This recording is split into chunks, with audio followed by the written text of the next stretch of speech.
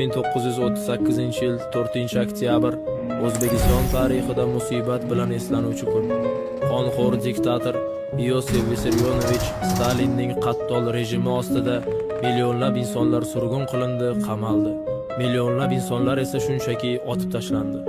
Abdurauf Fitrat, Abdulla Qodiriy, Abdulhamid Sulaymon o'g'li Cho'lpon ham shu o'lim mashinasining qurboni bo'ldi.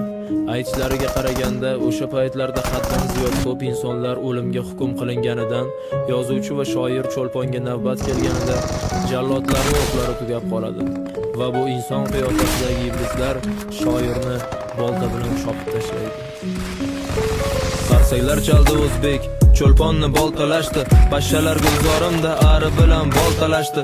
Xoinlar kuni tug'di, she'riyat quyoshi botdi, boltalab o'ldirdi rus, o'zbeklar uni sotdi.